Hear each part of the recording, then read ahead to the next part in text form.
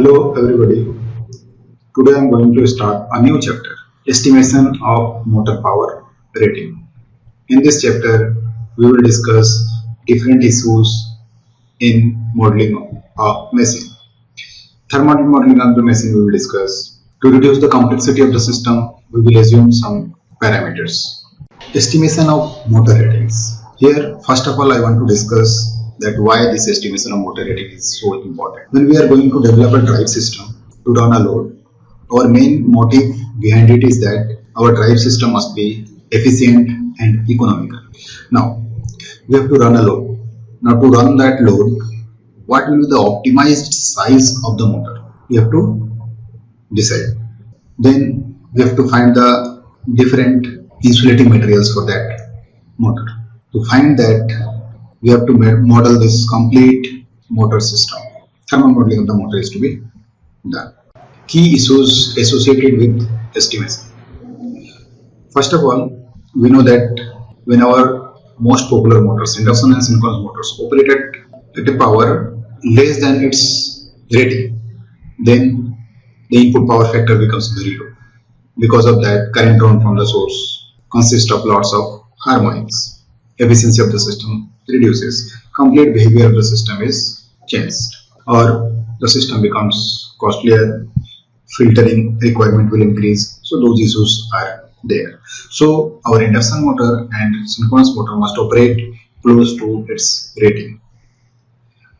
Next point.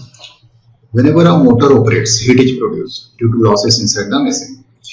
Now we are familiar that different types of losses across the system are core loss, copper loss, friction loss. Due to this, temperature of the machine increases. Now whenever the temperature of the machine is more than the surrounding temperature, then heat will be dissipated to the atmosphere to cool the system or to achieve the equilibrium state. So we can say that there is a direct relationship between temperature and output power of the machine, and this is known as thermal loading on the machine. We will discuss as the time passes. Now, one of the most important issues in estimating this motor power rating is that temperature of different parts of the machine is not constant. The reason behind it is that some parts of the machines are exposed to the atmosphere, some parts of the machine are insulated. Because of that, temperature throughout the part of the machine is not same. So it is one of the major issues in estimating the power rating. Let's discuss the first point with the help of an example. Suppose we are going to select a motor. Now the motor is connected to a load. There may be the case that load torque requirement is more than the torque developed by the motor. In that case, motor will try to cope up with that load. Then motor will draw more amount of current from the source. Because of that current, I square R loss will be there in the motor. Then temperature of the motor will increase. Now different insulating materials are placed across the motor. Now if the increase in temperature is more than the withstanding capability of the insulating material, then the insulation will break down. Because of that, there will be a dead short circuit across the windings or some other unwanted behavior of the machine we will see. So it should be ensured that temperature should never exceed the prescribed limit of the insulating material. Now there are various loads which operates at constant power and speed, but at the same time nowadays variable speed drives or adjustable speed drives, or you can say variable power, variable speed drives are becoming too much popular. A straightforward relationship is there in case constant power and constant speed operation is there, but the complexity increases if the load is variable or the power is variable. So this is one of the major issues nowadays we are facing to model a machine. Now, accurate prediction of heat flow, it is almost impossible because the temperature throughout the body of the machine is not constant. Some parts of the machines good cooling system is there, some parts of the machine insulated, some parts exposed to the atmosphere. So heat dissipated through different parts of the machine is not constant.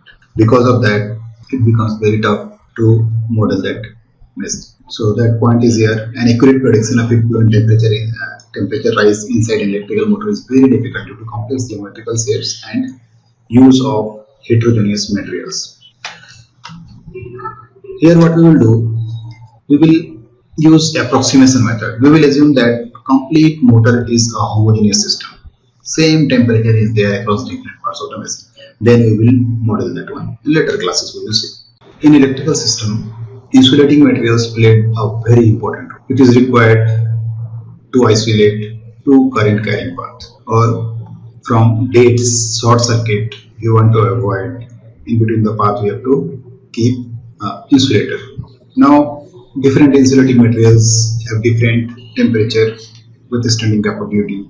Based on that, different classes of insulating materials have been developed. Now those classes are gamma, A, E, B, F, H, based on the different temperature withstanding capability. Suppose for low motors or low size motors up to 90 degrees centigrade, if you want to withstand, then you can use silk, cotton, natural rubber, etc. as insulating medium. But for large size motors where temperature withstanding requirement is around 180 degrees centigrade, then we have to choose some other materials like silicon elastomers, etc. So based on our temperature requirement, we will use different types of materials in different cases.